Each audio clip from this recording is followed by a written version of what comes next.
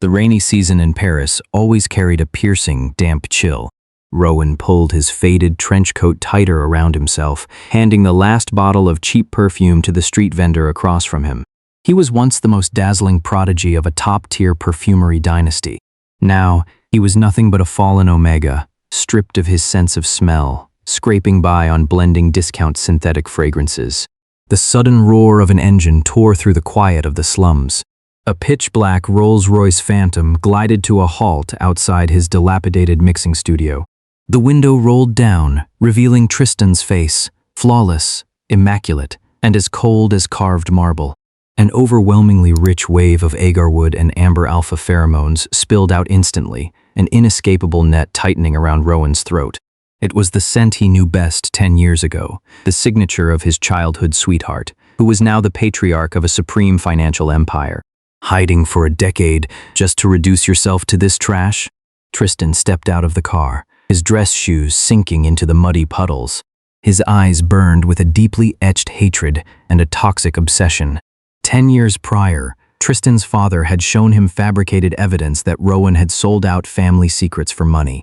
Tristan believed it. He personally condemned Rowan to a life behind bars. Rowan gave him a flat look. His own Omega pheromones, once a razor-sharp blend of cold mandarin peel and grapefruit, now lay as dormant as stagnant water. Thanks to you, Mr. Tristan. Now, unless you're here to buy a €5 bottle of cheap perfume, please step aside. You're blocking my door. The damp wind swept past the studio's wooden door, carrying the metallic stench of mud.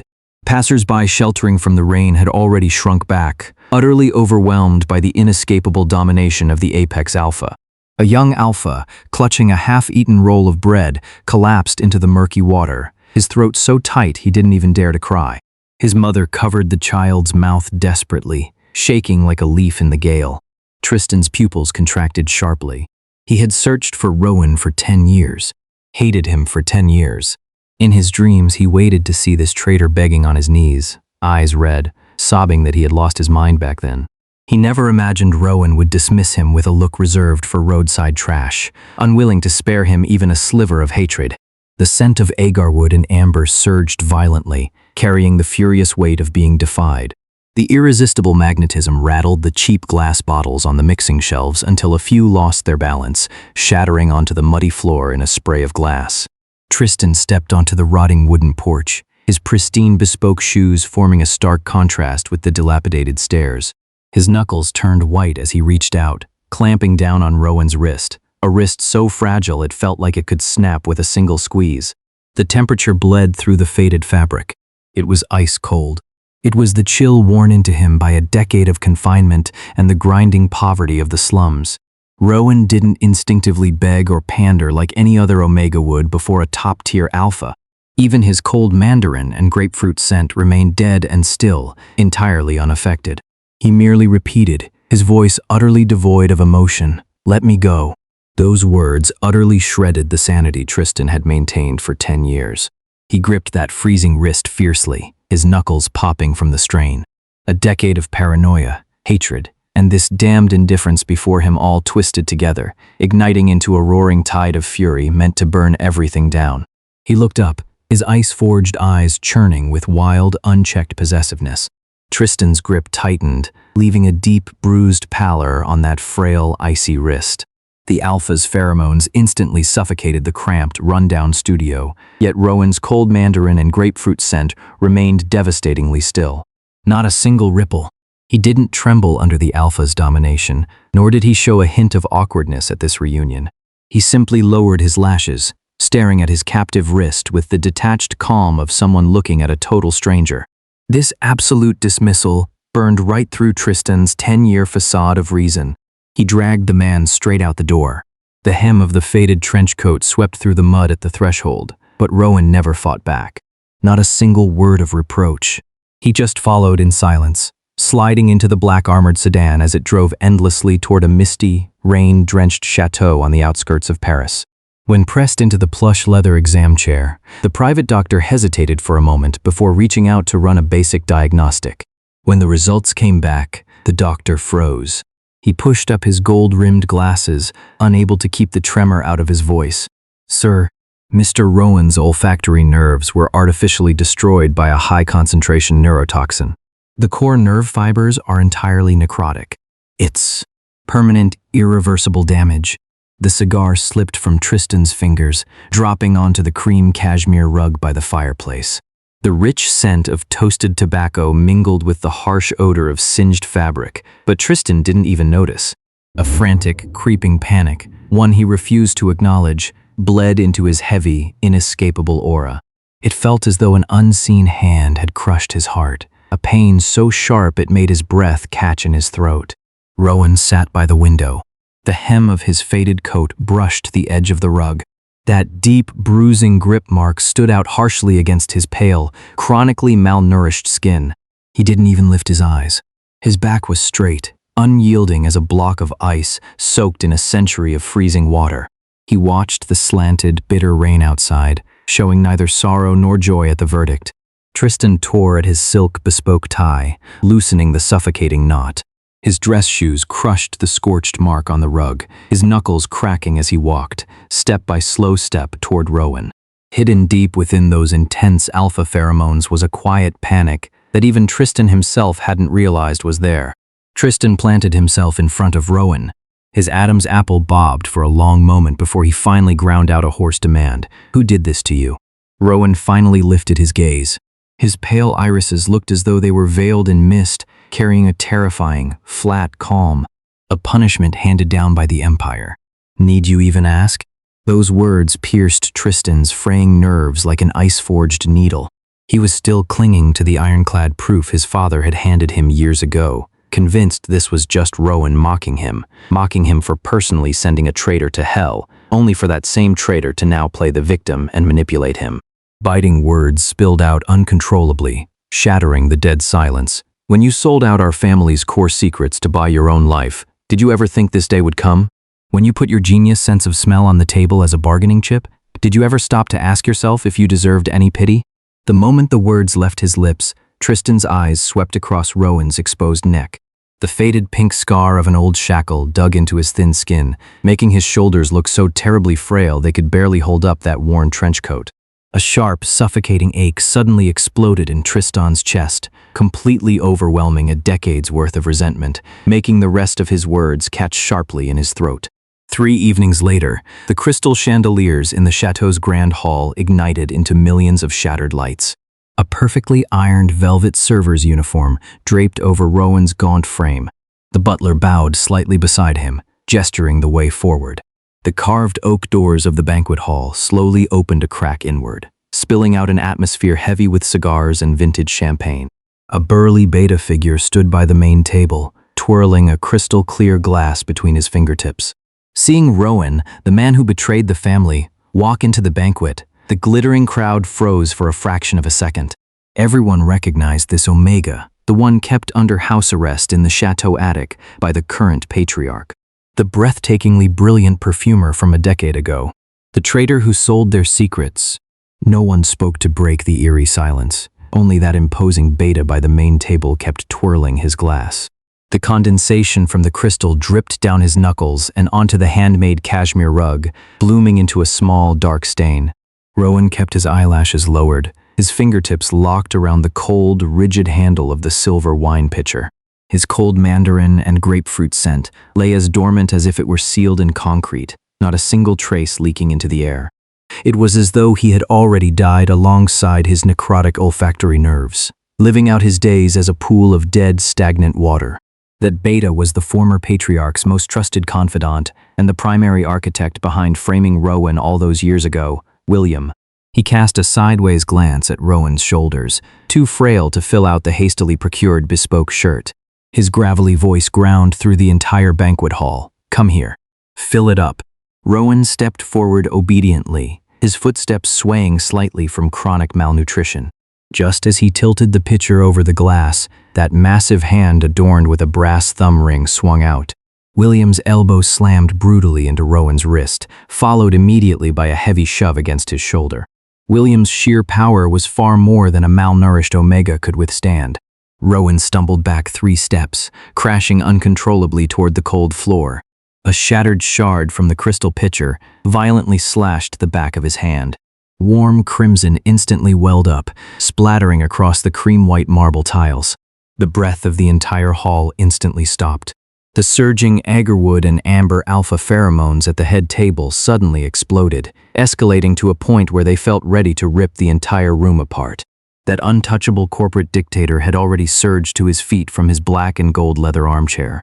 The hem of Tristan's bespoke black suit flared with the sudden momentum of his rise.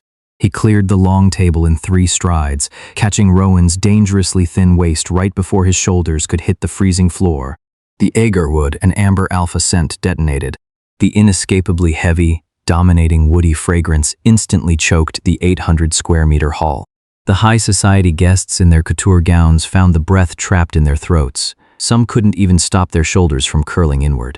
It was the primal genetic terror triggered by an apex alpha slipping into unchecked fury.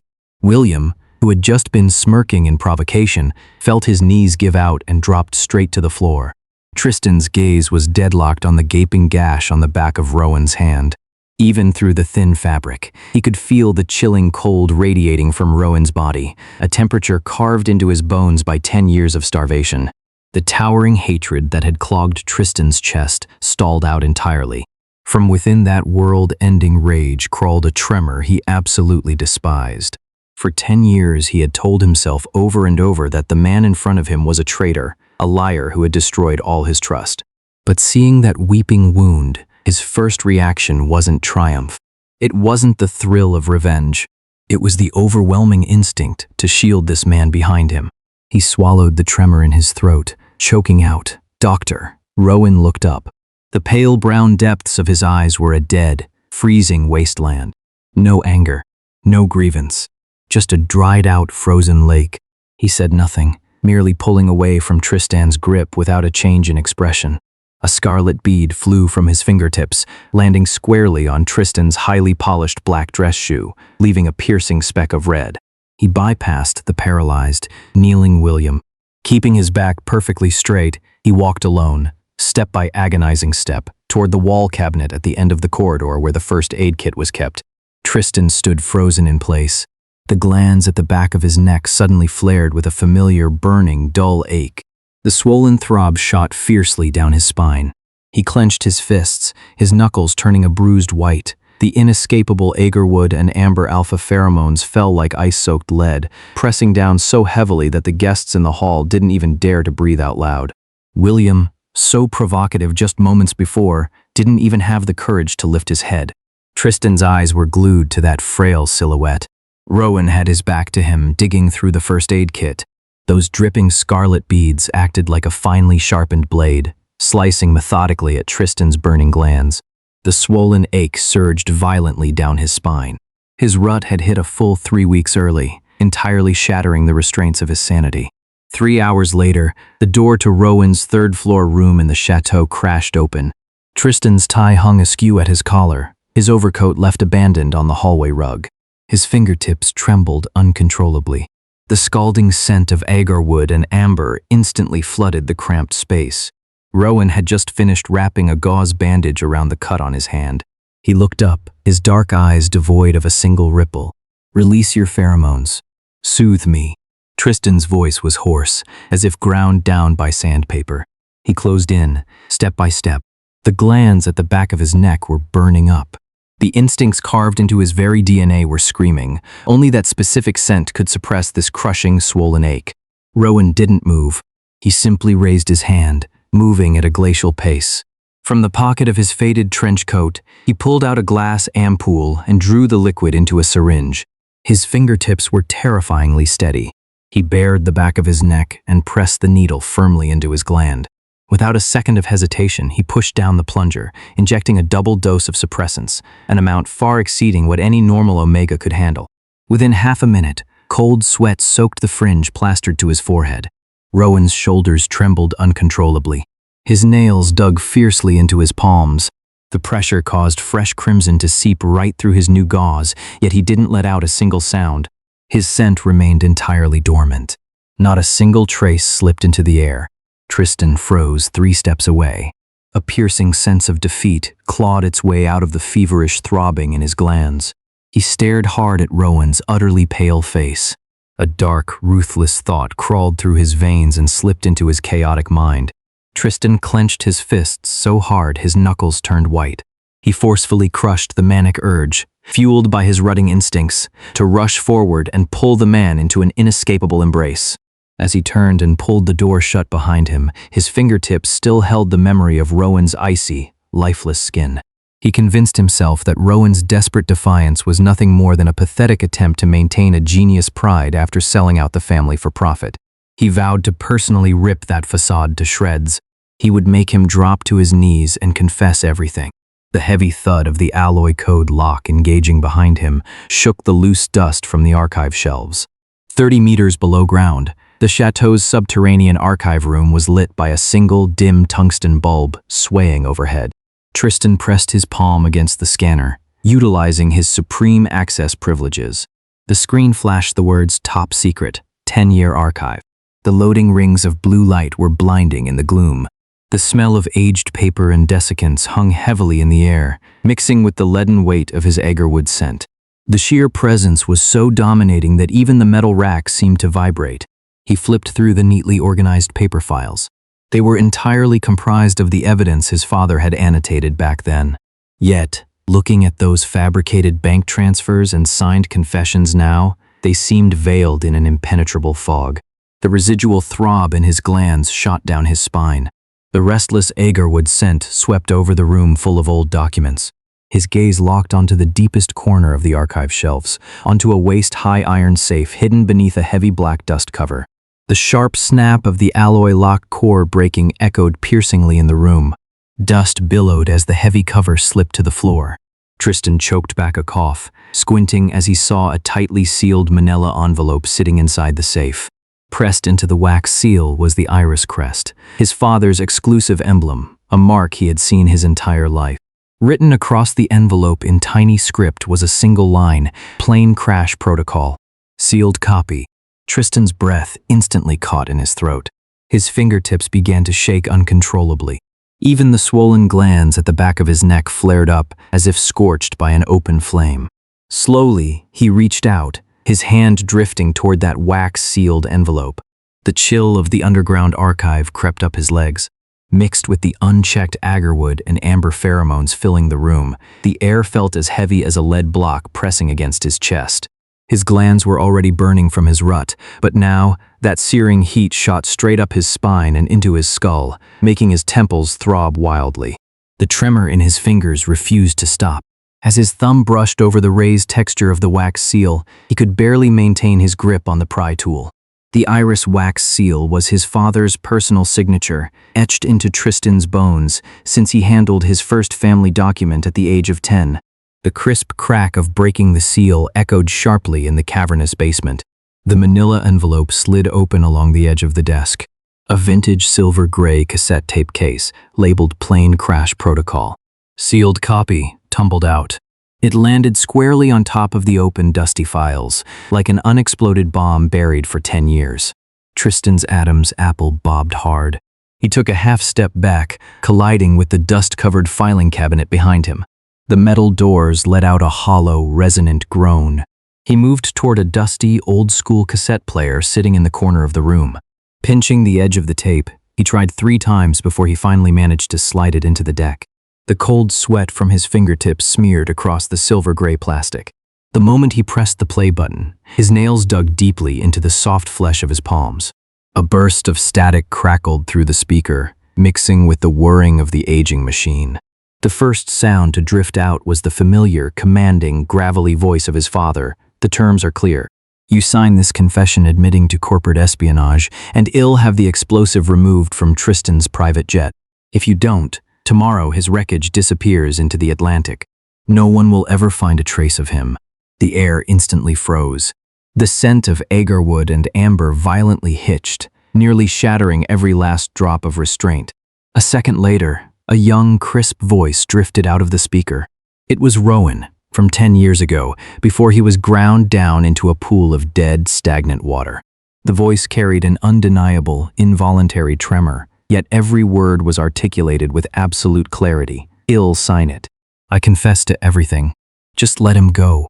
The warmth in Tristan's veins froze completely in that instant. The heat in his nape's glands exploded into a roaring wildfire.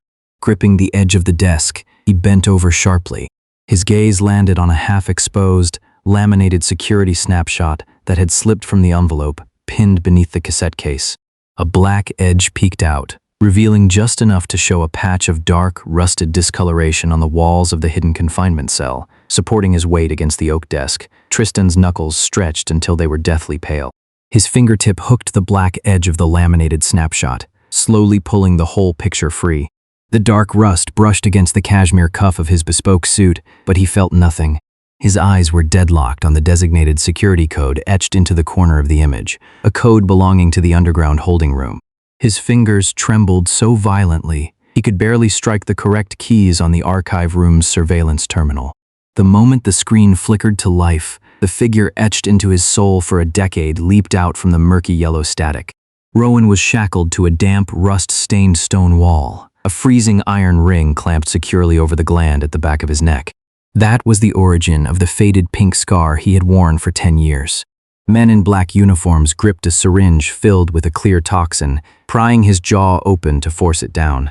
Rowan convulsed in agony. His wrist bones ground against the iron chains until bright crimson spilled forth, yet from beginning to end, he didn't utter a single syllable. He didn't even breathe Tristan's name. Not a single plea for mercy. The scalding, swollen ache that had plagued the glands at Tristan's nape for 3 weeks suddenly detonated into an uncontrollable inferno. The alpha pheromones of agarwood and amber, heavily laced with a bone-crushing despair, instantly suffocated the sealed underground archive. The filing racks against the wall shuddered.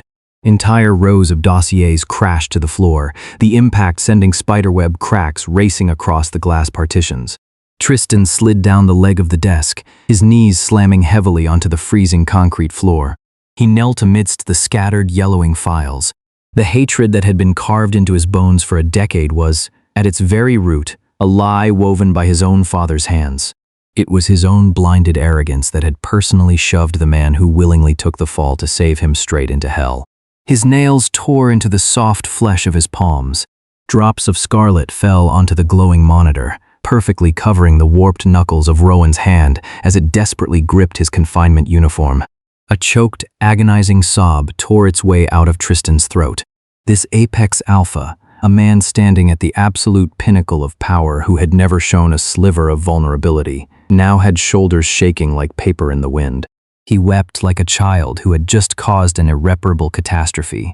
Snatching up the cassette and the open files, his trembling knuckles could barely maintain their grip as he stumbled wildly toward the archive's exit. The instant he smashed the iron door open, the bone-chilling, torrential rain of late autumn in Paris crashed down upon him. It soaked his face, his entire body. Clutching that cassette tape, now stained with the crimson from his own palms, he didn't break his stride, marching relentlessly toward the main chateau where Rowan was confined. The heavy iron door slammed against the wall with a deafening crash. Mist and rain, carrying the piercing chill of the Parisian autumn, flooded down the corridor.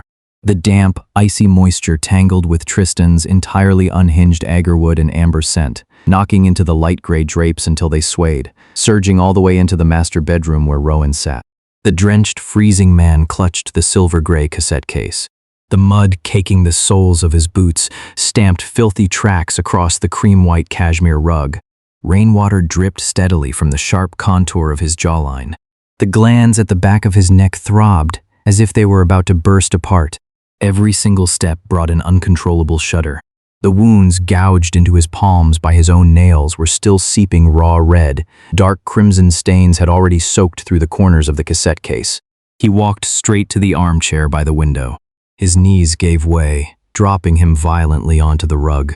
The impact was heavy enough to make the glass water tumbler on the low table clink softly. Rowan was leaning back in the armchair, his eyes lowered as he flipped through a yellowed perfumery notebook. He didn't even look up at the commotion. He sat there, as agonizingly still as an antique sealed in a block of solid ice. Tristan's knuckles shook so badly he could barely hold the case. He pushed the crimson-stained tape a half-inch forward, right to the edge of Rowan's cold leather shoes. A tidal wave of remorse choked his throat. When he spoke, his voice was as raw as if it had been ground to dust. I saw the security footage. I heard the tape. Rowan, I was wrong. It turns out, you never betrayed me. It was all me. I was wrong. You can punish me however you want. His agarwood scent was wrapped in a desperate tremble.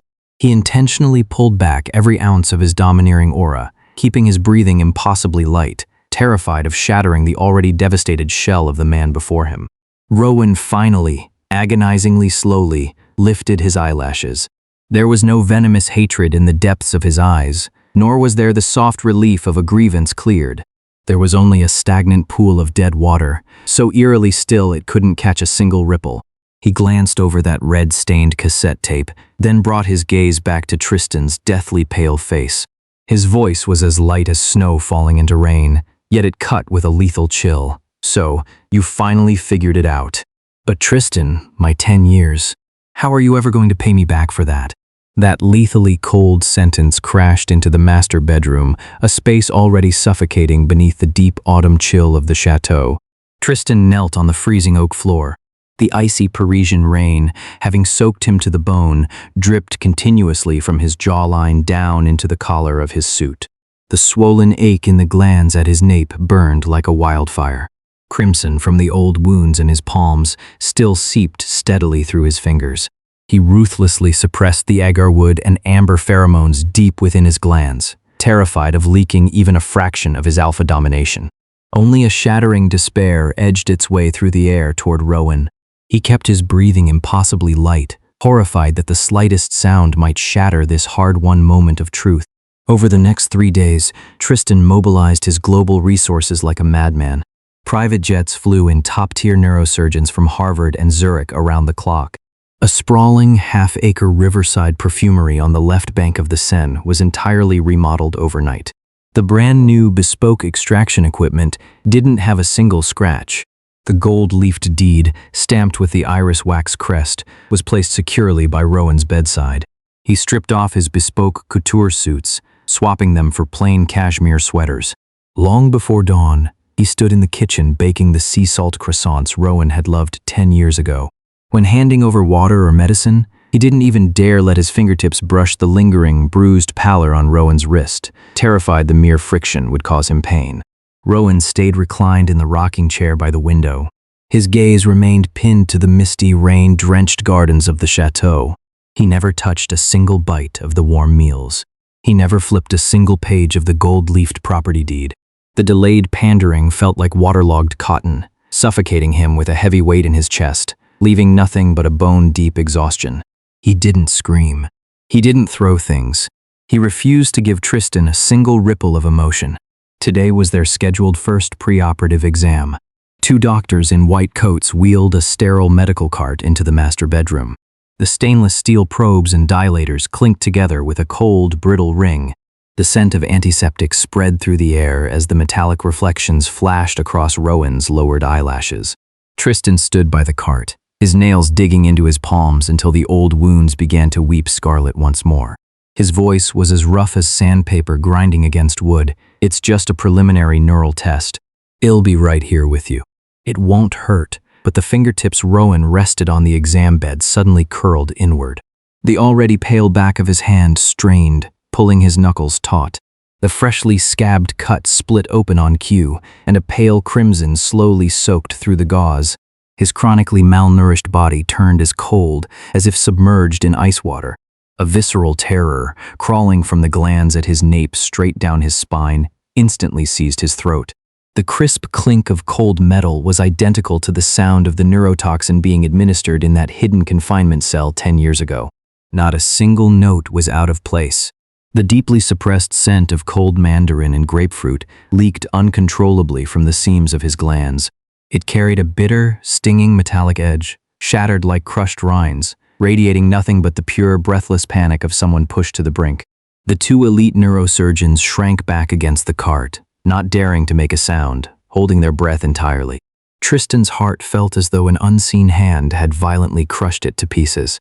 He forgot the old damage in his knees. He forgot the weeping crimson tearing open the old wounds in his palms.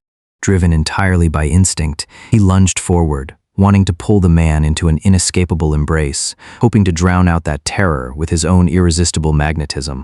The alpha aura he had locked down for 3 days instantly shattered its boundaries. Wrapped in a suffocating layer of despair, the heavy presence washed over Rowan.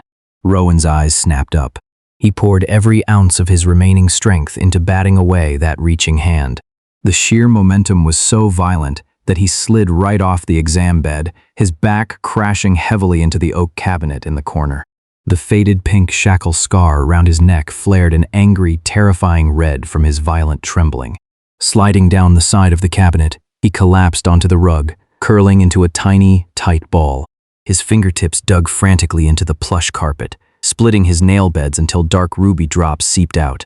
A voice, ground to gravel, tore from his throat. "Don't touch me." Tristan's outstretched hand froze in midair. He watched Rowan shrink into the shadows, shaking like a withered leaf in the gale. Every raised hair on his body was screaming in rejection of his approach.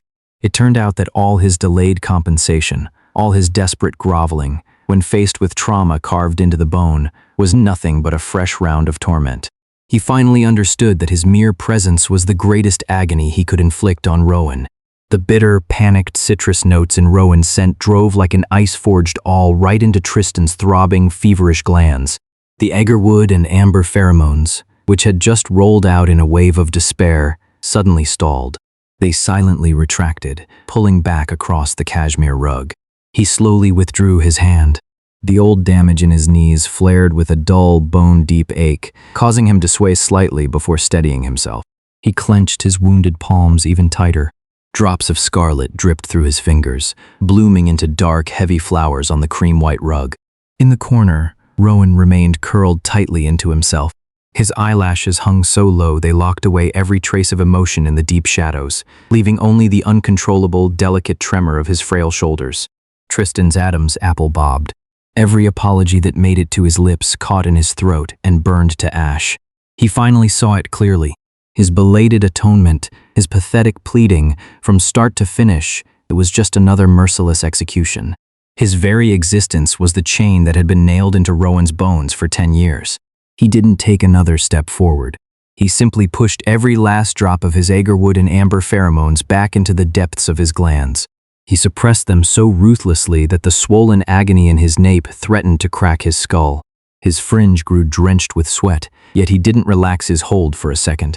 Without uttering a single word, he quietly pulled the door shut and backed away. 3 days later, at a globally synchronized live press conference, countless camera lenses were deadlocked onto the main podium. Tristan sat behind the desk in a perfectly tailored, pitch-black suit, his collar buttoned immaculately to the top. The weeping wounds on his palms were bound in crisp, clean gauze. The vintage silver-gray cassette case rested quietly on the podium in front of him. Neatly arranged right beside it were the forged evidence bearing the old patriarch's private seal, alongside the signed execution orders for the off-the-books punishment carried out all those years ago. The audience below was packed with ashen-faced family executives and global reporters holding their breath. The spotlight turned Tristan's fingertips, resting on the cassette case's latch, a stark, pale white. He applied a fraction of pressure. The crisp click of the latch springing open punctured the stagnant air of the broadcast hall. Amplified by the globally synchronized microphones, it echoed in the ears of a billion viewers. Tristan pushed the silver-gray cassette forward. Beside it, he methodically laid out the iris-sealed manila envelope, the forged evidence bearing the old patriarch's private crest, the security snapshots stained with dark rust, and the signed execution orders for the off-the-books punishment. Each item landed squarely in the dead center of the broadcast frame. The syndicate's board members surged to their feet, roars catching in their throats, instantly frozen by the icy sweep of Tristan's gaze. There was no greed or lingering attachment in his eyes, only a profoundly shattered, inescapable despair. The cassette whirred with static. The old patriarch's voice, thick with suppressed triumph, drifted through the speakers. "You confess to corporate espionage and ill have the explosive removed from the plane. Tristan gets to keep his life." The entire hall descended into a breathless silence. Camera shutters erupted into a blinding frenzy. On the massive screens of the distant stock exchange, the financial empire's stock plummeted like a severed kite. Facing the lenses, Tristan's voice was as gravelly as ground sandpaper, devoid of a single ripple of emotion. The miscarriage of justice 10 years ago, every frame-up, every unsanctioned torment, was orchestrated by the highest levels of this empire. I was blinded. I personally pushed Rowan into hell. I am an accomplice, and my guilt is absolute. He paused, his fingertips brushing the worn edge of the cassette case. I have surrendered all operational control of the conglomerate and liquidated every cent of my personal assets. It has all been converted into a medical survival foundation for the visually and olfactorily impaired. The legal representative is Rowan. As security swarmed the floor to subdue the unhinged board members, Tristan walked out of the hall and down the corridor. The cold rain of late spring crashed down on him. He pulled his car door open, the vehicle gliding smoothly toward the Parisian slums. 40 minutes later, the car came to a halt outside the dilapidated perfumery's apartment block. The door popped open, letting in the damp, metallic scent of the rain. Tristan shifted the manila envelope he had gripped the entire ride into his palm. Inside were the documents nullifying Rowan's confinement, alongside the deed to the perfumery. Bending down to step out of the car, the freezing rain instantly soaked his shoulders. He raised his hand toward the peeling metal doorbell of the building, his fingertip hovering just a fraction of an inch above the plastic button. The freezing rain slid down the sharp bridge of Tristan's nose, splashing onto the pale crimson seeping through the bandages on his hand. The glands at his nape throbbed as though they might split open. Grinding his jaw, he ruthlessly forced the surging agarwood and amber pheromones back into the depths of his glands, terrified of leaking even a trace. He knew all too well that his inescapable magnetism was, in itself, Rowan's worst trigger. His fingertip finally fell, pressing the weathered plastic bell. With a soft click, the door opened. Rowan leaned against the gray wall behind the doorframe. His worn, camel-colored sweater was washed to a soft fuzz, making his skin look like snow untouched by the sun. The bitter, metallic tang of cold mandarin and grapefruit leaked uncontrollably from the seams of his glands. Wrapped in the damp, musty air of the hallway, the scent hit Tristan so hard his throat seized.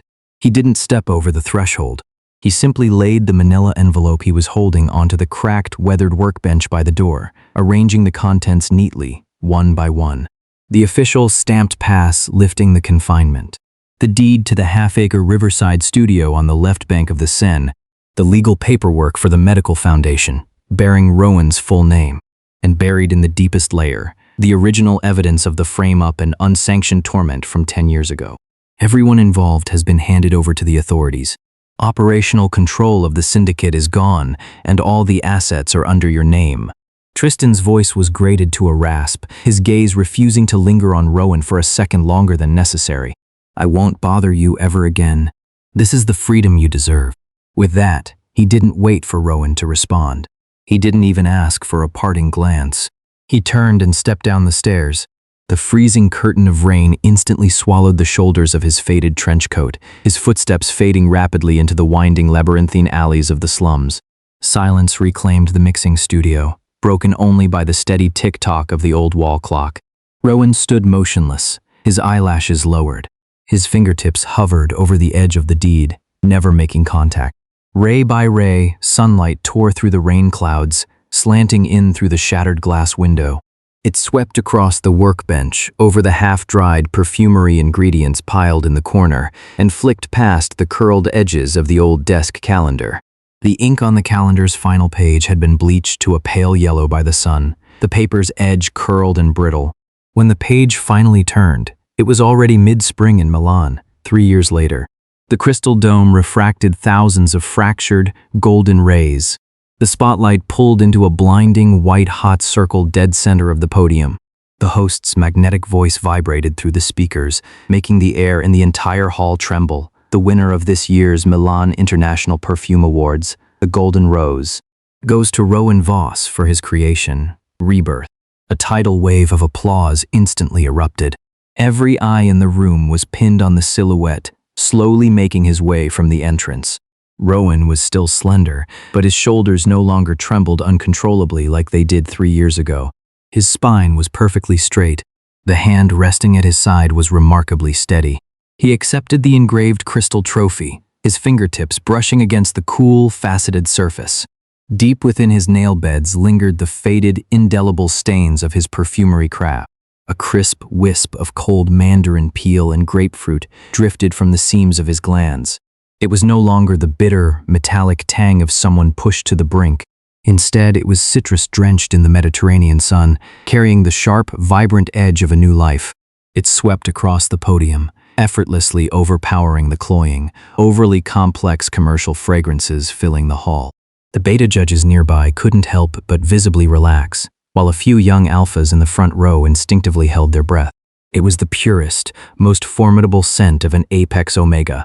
Rowan lowered his head toward the microphone. His voice was steady and cool, entirely devoid of forced sentimentality. I lost my sense of smell, and I lost an entire decade. This fragrance is dedicated to everyone who has found rebirth in the ruins. The hall exploded with applause once more. Camera flashes stitched together into a blinding sheet of white. Rowan lowered his eyelashes in a gracious nod. Despite his anosmia, a fleeting, imperceptible trace of agarwood and amber brushed the deepest reaches of his senses, so faint it was nearly swallowed by his own citrus notes, like a lingering illusion from 13 years ago. Smiling, the host raised a hand, gesturing toward the backstage corridor for his exclusive interview. Gripping the heavy, cool base of the crystal trophy, Rowan stepped toward the shadowed entryway leading behind the stage. The applause washed over him from behind. Holding the trophy, Rowan gave polite nods to the media and peers swarming him with congratulations, keeping a steady pace as the event staff guided him backstage. Suddenly, a faint, barely there itch surfaced at the gland on the back of his neck. It was a scent only his sheer biological instinct remembered, agarwood woven with amber. It felt as heavy as a relic buried for a century, so faint it was almost a hallucination. Yet, it crept up his spine, delicately stirring memories that had been sealed in his bones for 3 years. The shadows of the emergency exit clung to the wall at the end of the corridor. Tristan leaned against the cold fire door. It had been 3 years. He had surrendered every ounce of his authority, pouring his entire fortune into the medical foundation under Rowan's name. He had drifted like a true vagabond for 3 years. Today, he couldn't stop himself from buying a ticket in the furthest, darkest corner just to see how Rowan looked standing in the light. He didn't even dare take 3 steps forward, terrified of disturbing this new life that belonged entirely to Rowan. He clutched a crumpled ticket stub in his trench coat pocket, his knuckles stark white. He ruthlessly locked the overwhelming mass of his agarwood and amber pheromones deep inside his glands. Only a fraction of an undeniable slip drifted into the air. The moment it collided with that sun-drenched cold mandarin and grapefruit scent, his breathing completely fell apart. 2 passing staff members shrank back, startled by the latent, inescapable magnetism of a top-tier alpha. They instinctively steered clear of this unnoticed shadow. No one could possibly recognize that this weather-beaten man was once the supreme patriarch who controlled half the world's capital. Rowan followed the flow of the crowd, but the itch at his nape grew sharper, more distinct. The fingers resting at his side curled slightly inward, and his steady, even pace began to slow. His loosely curled hand slowly relaxed. He didn't need to turn around and search. He locked dead onto the man hidden in the shadows. Deliberately, Rowan lowered the barriers around his glands. A pure wave of cold mandarin and grapefruit rolled out, carrying the crisp, vibrant life of the midsummer Mediterranean sun. He didn't hide. He didn't pull back. The staff bustling through the corridor instantly froze. Suffocated by the crushing clash of 2 apex pheromones, they unanimously lightened their footsteps and detoured around the area. Not a single person dared to linger for a second.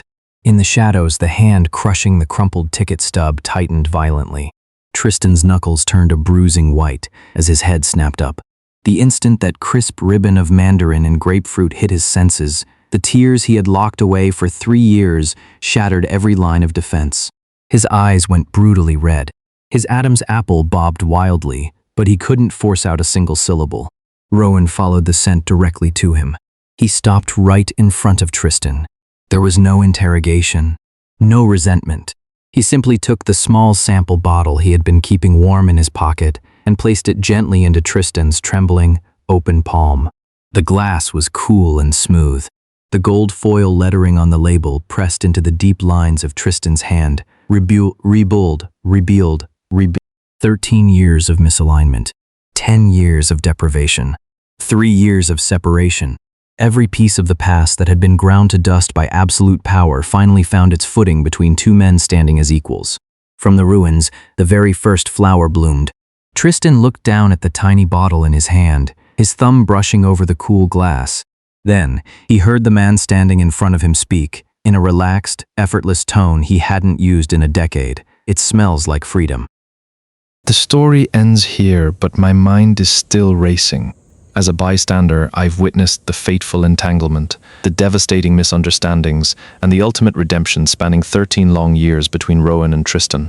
Throughout the entire story, the character who shatters my heart and commands my absolute respect is undoubtedly Rowan. He was a breathtakingly brilliant perfumer, yet, to protect the alpha he loved deeply, he willingly swallowed the infamy of a traitor. Locked away in that sunless, hidden confinement, he lost the very sense of smell he took so much pride in, enduring a brutal 10-year ordeal. Faced with Tristan's inescapable domination, his fury, and eventually his desperate, groveling attempts at amends 10 years later, Rowan remained as unyielding as ice submerged in century-old freezing water. He didn't scream or hysterically try to prove his innocence like a typical victim, nor did he readily offer forgiveness or harbor bitter resentment once the truth finally came to light. He carries no regrets for the choices he made, nor did he let the suffocating darkness completely extinguish his will to push forward. What hits me the hardest is the ending. There are no cliché, tear-jerking breakdowns, nor any toxic tropes of inescapable control. When Tristan hid in the shadows, stripped down to a vagabond with absolutely nothing left to his name, terrified to take even 3 steps forward, it was Rowan who chose to let go. With his scent carrying the vibrant, sharp edge of new life, he stepped forward and placed that bottle of perfume named Rebuild right into Tristan's hands. 13 years of devastating misalignment and torment finally allowed a flower to bloom from the ruins. They were no longer the supreme, untouchable Alpha and the broken, fallen Omega. They were 2 truly equal souls who had walked through total devastation and found their rebirth. That single line, "It smells like freedom," wasn't just Rowan's absolute release of the past. It was the most deeply healing aftertaste this story could have left with me. Do you think Rowan made the right choice? Drop your thoughts in the comments section down below to join the discussion. And don't forget to hit that subscribe button. I'll see you in the next video.